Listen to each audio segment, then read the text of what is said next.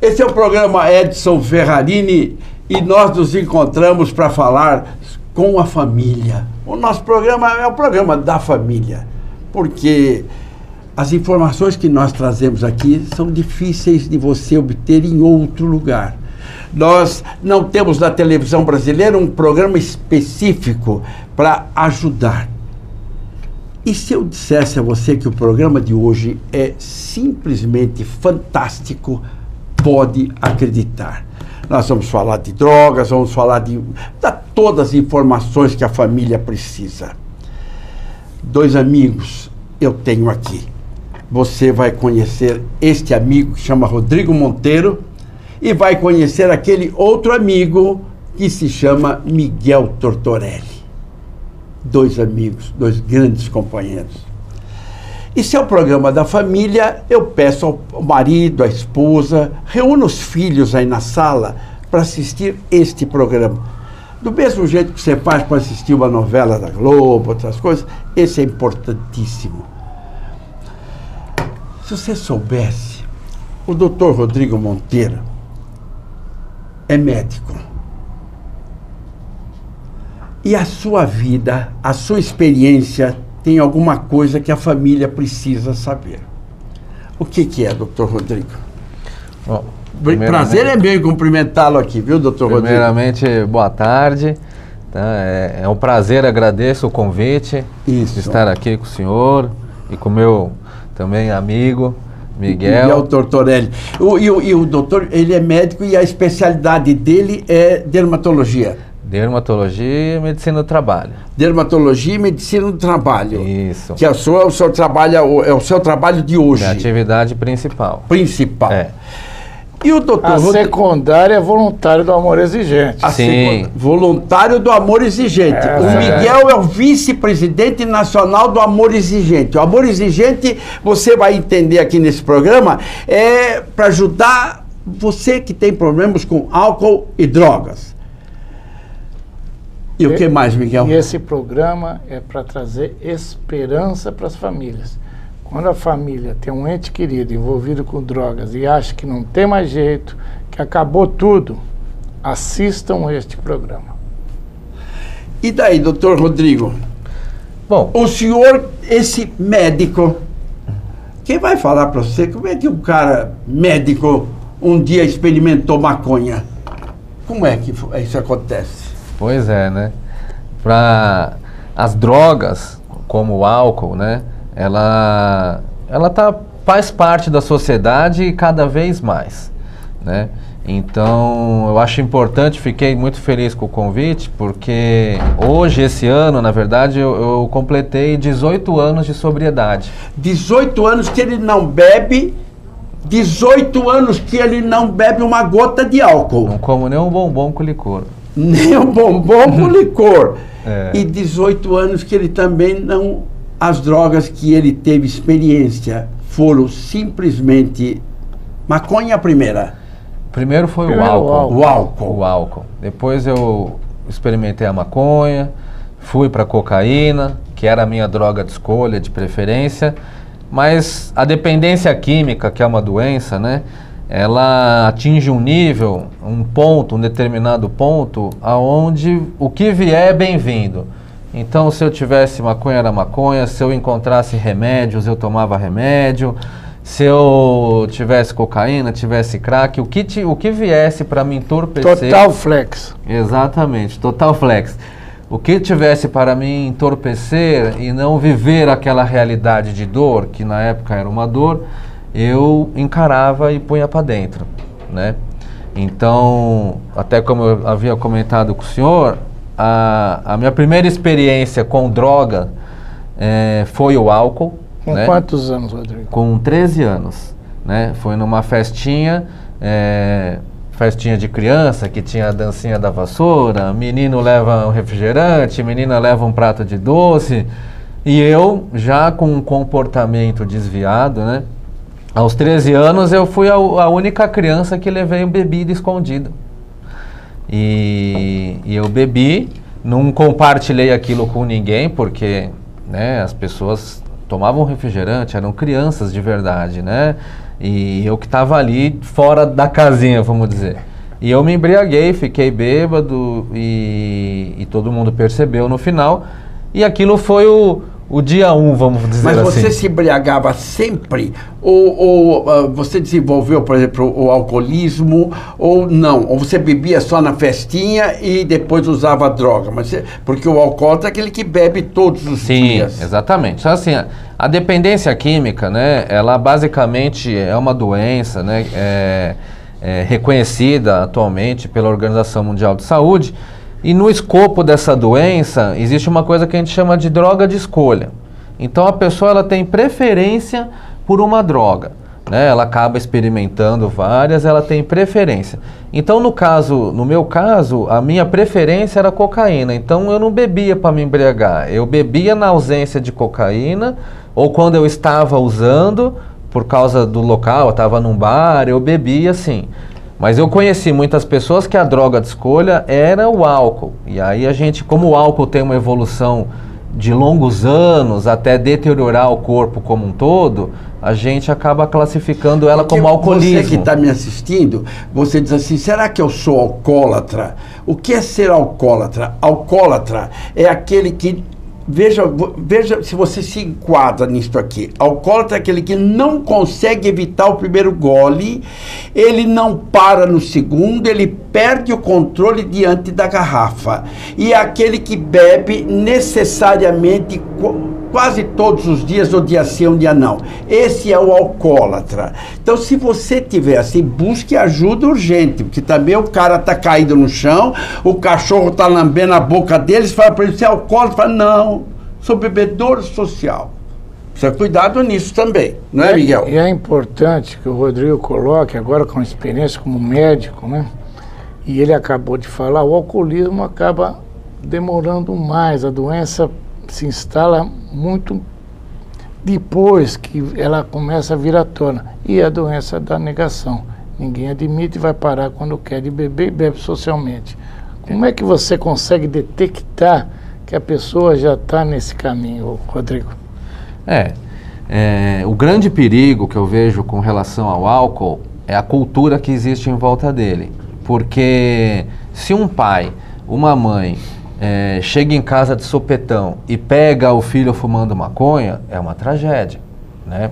Se pega ele fumando crack, cheirando cocaína ou qualquer outra droga, é uma tragédia. Meu filho e tal, não sei o quê.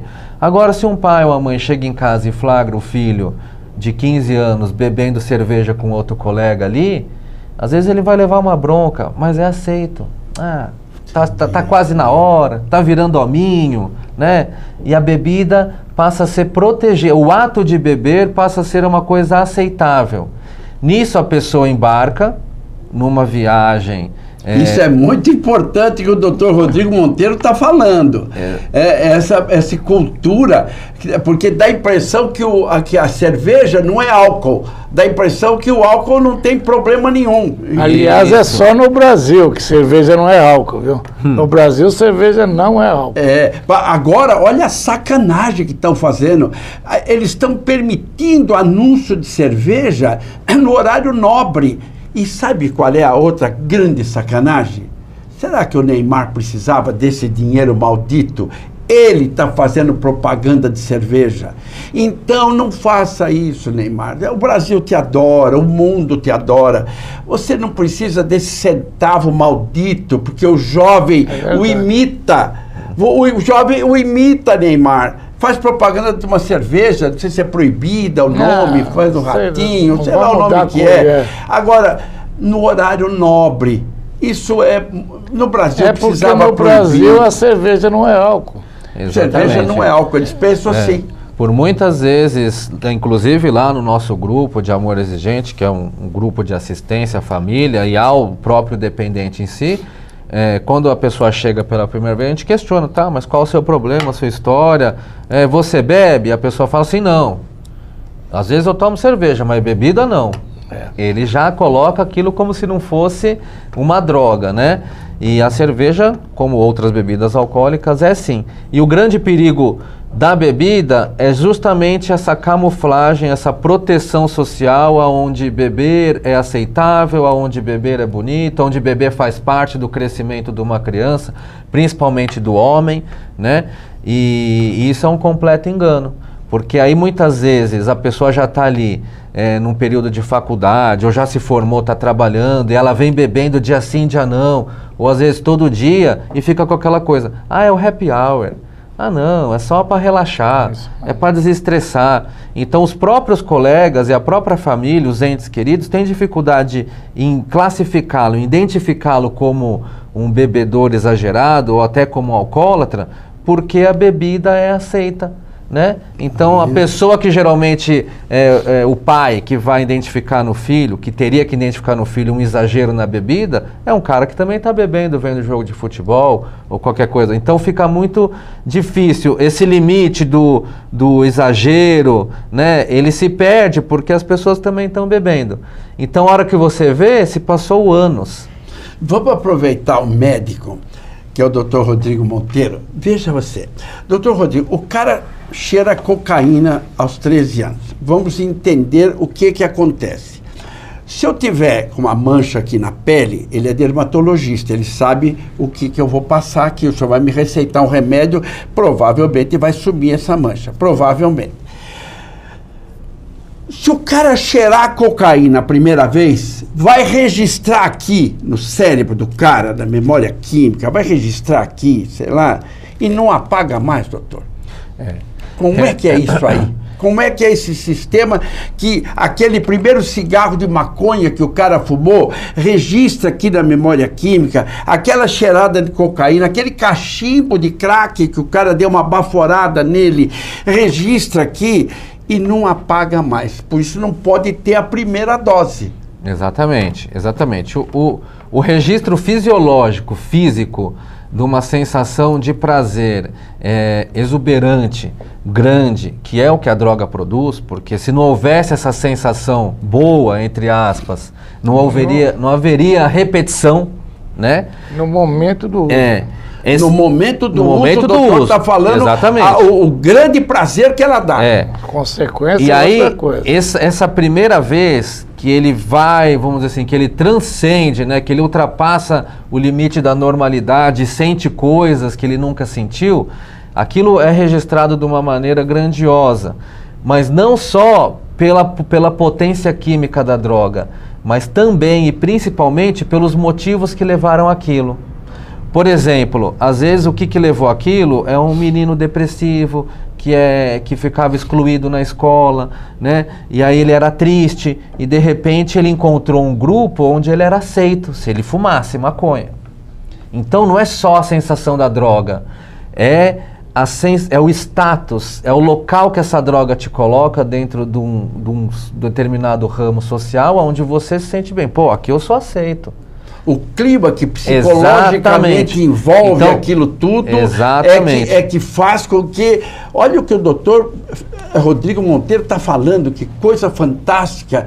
Um médico que teve a experiência com a maconha, com a cocaína, com o crack, ele depois, vamos saber como é que ele fez, e ele está explicando que na hora que o sujeito fumou um cigarro de maconha, é todo um revestimento de situação que o agrada profundamente. Isso.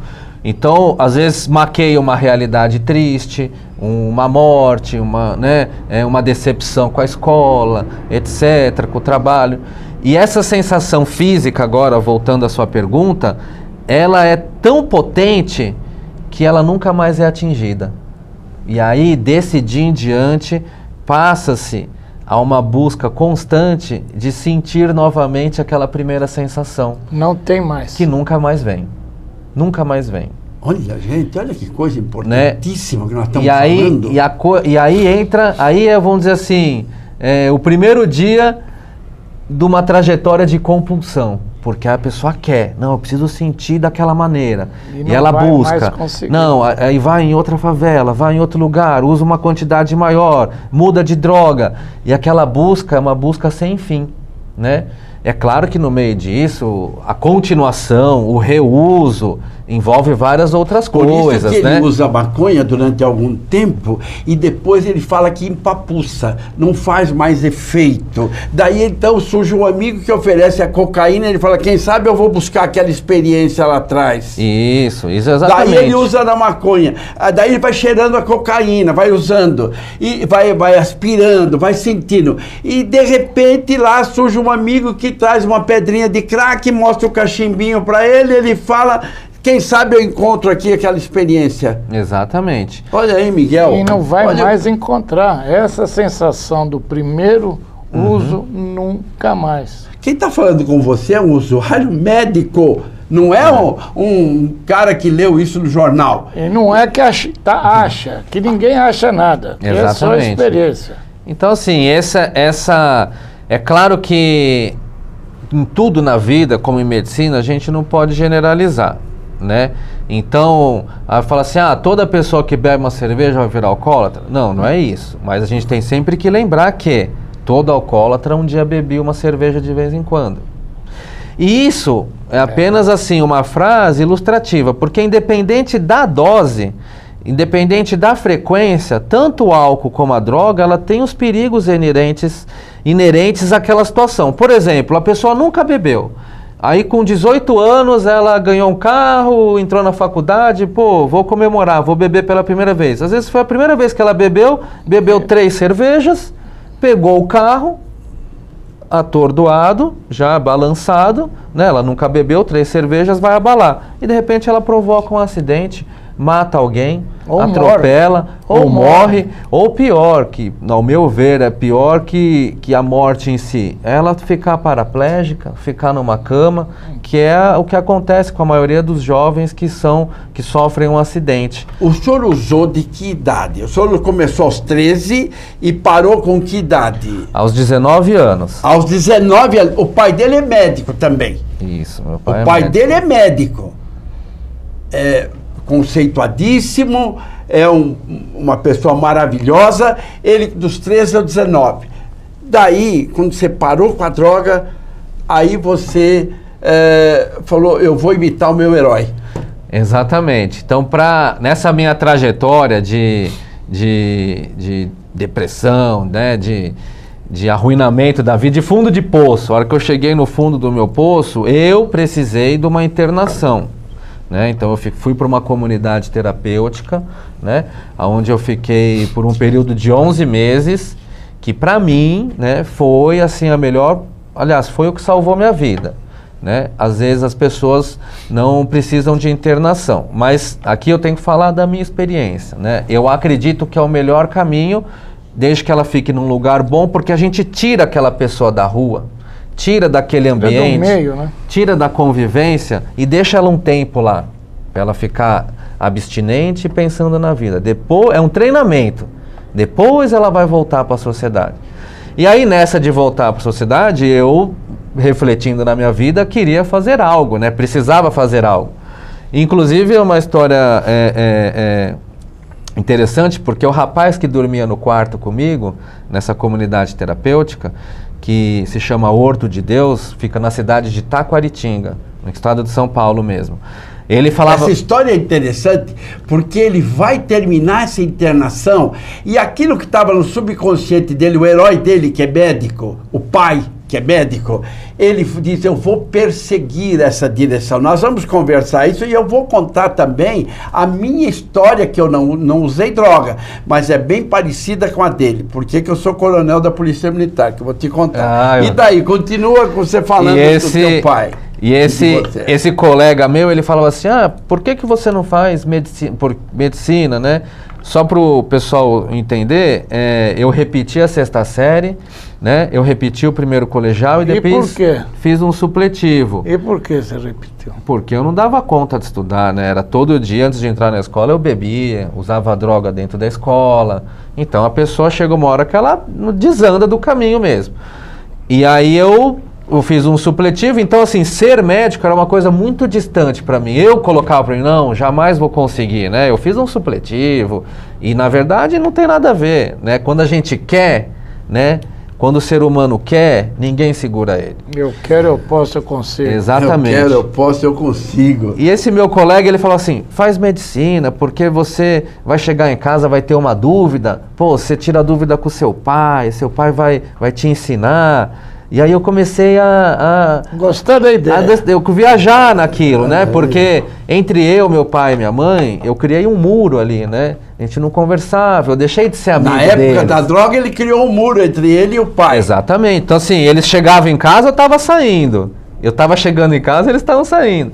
E eu queria reaver aquilo, eu queria construir novamente uma relação. E eu achei muito legal. Eu falei que tá aí, é uma profissão que eu posso me aproximar do meu pai, que eu tenho certeza que minha mãe vai ficar orgulhosa de mim e que eu vou poder ajudar. Isso sem a droga, não. Sem isso a droga. Você saiu da internação. Exatamente, sem a droga. E graças a Deus teve um amigo bom. Porque o amigo pode construir uma pessoa e pode destruir. Exato. E ele teve um amigo que falava para ele, pô, imita teu pai, vai para medicina, vai estudar medicina. Exato. E aí, saindo da minha internação, eu voltei a estudar, fui fazer um cursinho pré-vestibular e com muita dedicação, com a ajuda, né, do poder superior, que é algo que eu acredito da minha fé, eu fiz 1 ano de cursinho e entrei na faculdade de medicina. Olha que bacana. Porque você sabe, aí entra uma parte também que para você educar um filho, o exemplo é muito importante dos pais. No meu caso, meu pai era soldado quando eu nasci. E ele era soldado e ele me levava no quartel. E eu vi o meu pai entrando no quartel, falei, meu Deus do céu, ele queria que ele pegasse na minha mão, meu herói, meu ídolo. Eu estava pegando na mão Nossa Senhora! E dali, aos 5 anos de idade, eu começo a brincar com uma vassoura, assim, já punha assim no ombro, como se fosse um fuzil e tal. E daí, aos 16 anos de idade, eu entro na Academia do Barro Branco. E daí eu faço 5 anos internos e como meu pai, que fez a Revolução de 32 e hoje está no Mausoléu dos Heróis de 1932, como coronel, Ídelo Ferrarini, eu também cheguei ao posto de coronel.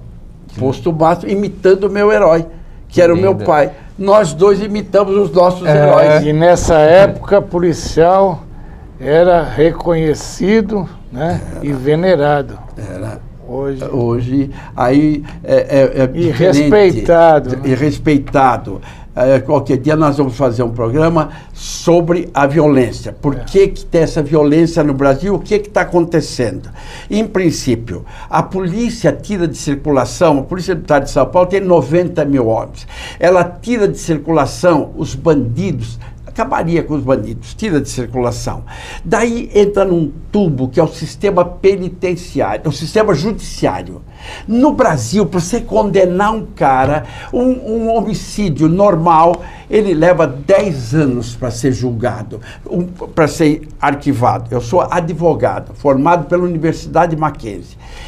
E daí, leva 10 anos. Daí o cara é condenado. Ele vai para o sistema penitenciário. Lá na cadeia, aqui no Brasil, é a escola do crime. É a coisa mais avacalhada que tem. Nós vimos outro dia que o cidadão tem dentro da cadeia, motel, ele sai para fazer. Então, ou você melhora o sistema penitenciário brasileiro, que no Brasil nós temos 620 mil presos. O Brasil tem 200 milhões de habitantes. Nos Estados Unidos, com 300 milhões, tem 2 milhões de encarcerados. Lá tem prisão perpétua. Então, meu amigo, no Brasil, ou você conserta o sistema penitenciário, ou você mexe nesse sistema judiciário que não anda no Brasil, ou você valoriza a sua polícia, senão você não melhora o problema da criminalidade. Nós vamos fazer um programa inteirinho, qualquer hora, explicando isso, para mostrar aonde está essa... Vamos voltar a falar com o psicólogo, com o médico, e ele nos ensinando tudo isso sobre droga. Vamos voltar a falar, então, a mãe que está nos assistindo, dá um conselho para ela, o pai que está ali, o cara ali. O que você fala para ele? O que mais te ajudou depois que você saiu da comunidade? E aí, igual eu expliquei anteriormente, a comunidade em si é um treinamento, porque vamos dizer assim, lá dentro é fácil, né? Você está protegido, lá dentro não tem bar, não tem balada, as pessoas estão, não tem droga, as pessoas estão com o mesmo objetivo, então é um treinamento. Quando você vem para a rua, aí sim a coisa pega, porque você se defronta com os locais que você ia, pessoas que não te procuravam vêm tocar sua campainha, que eram pessoas que andavam comigo na ativa, né? Então, a gente precisa ter um apoio. E esse apoio eu encontrei no Amor Exigente. No Amor Exigente. Isso Exatamente. É importantíssimo, hein, pai? Amor Exigente. Você vai entrar aí no site e vai descobrir o Amor Exigente perto da tua casa. Não é isso, Miguel? Como é o site que ele entra? www.amorexigente.org.br. Tem Localiza aí. Você entra lá e tem um grupo próximo à sua residência, seu trabalho, ou onde é melhor para você. Eu sou voluntário do Amor Exigente e o doutor, esse médico, o doutor Rodrigo Monteiro, também é voluntário do Amor Exigente. Só que tem uma outra coisa que eu quero perguntar para o doutor. Doutor, o senhor estacionou a sua experiência com a cocaína, com a maconha e até com o crack. Só que, se o senhor estender esse braço, que é 1 metro de distância mais ou menos, e o senhor pegar uma carreira daquele pozinho branco, colocar aqui em cima um canudo e cheirar, volta tudo outra vez. Volta exatamente do ponto onde eu parei, tá? Não tem regressão. Essa coisa de, o meu problema era crack, cocaína, agora eu só bebo, só fumo maconha. Isso não existe, tá? Isso não existe. Quem tem a doença, dependência química, a pessoa, ela é uma compulsiva constante. Então, essa coisa de, faz 10 anos que eu não uso, agora eu posso usar, não. A pessoa vai cair do cavalo. A nossa liberdade é a eterna vigilância e é a abstinência total. Esse é o tratamento. Velho, escuta o que esse médico está falando, cara. Olha o que ele está falando, olha a frase dele. A nossa liberdade é a eterna vigilância. Se você, cara, que está aí sem droga, tomou, vai lá, tomou uma caipirinha. Agora, não, eu vou dar uma cheiradinha aqui. Eu vou fumar um cigarro. Volta tudo outra vez, doutor? Volta tudo outra vez. E assim, a gente costuma dizer, não por teoria, mas por realidade, que o cara quando volta, ele volta pior, né? Ele vai usar tudo aquilo que exatamente. Não usou então, quando no primeiro momento ele sente um arrependimento muito grande. O que eu fiz? Fui usar de novo. Mas aí vem, né, o lado mal da coisa, ele acaba assim, bom, já que eu fiz, agora eu vou chutar o balde mesmo. E aí a gente observa que as pessoas, elas se entregam assim e muitas morrem na recaída. Exatamente por se entregar e falar, já que eu usei de novo, agora eu vou também fazer tudo o que eu quero. E perdemos, né, muitos amigos, conhecidos nessa trajetória de recaída. Então a recaída, ela não faz parte do tratamento não, tá? Ela é um perigo. E olha o que ele está falando, cara. É a eterna vigilância. A recaída não faz parte. Recaiu faz parte do tratamento. Não faz, não. Não. Tá? Aconteceu? Às vezes acontece. Beleza? Começa o tratamento do zero, né? E é claro que assim, né? Aqui existem várias linhas de tratamento e concepção. Eu falo sobre a minha experiência, sobre aquilo que funcionou para mim e que é o que eu acredito, né? Então a dependência química, ela é uma doença progressiva e fatal. Se a pessoa não parar de usar, ela vai morrer. É o programa Edson Ferrarini. Você ouviu o Dr. Rodrigo Monteiro dando uma aula de medicina aqui para nós, e você ouviu o Miguel Tortorelli, esse querido amigo. Esse é o programa Edson Ferrarini, o programa da família. Fiquem com Deus.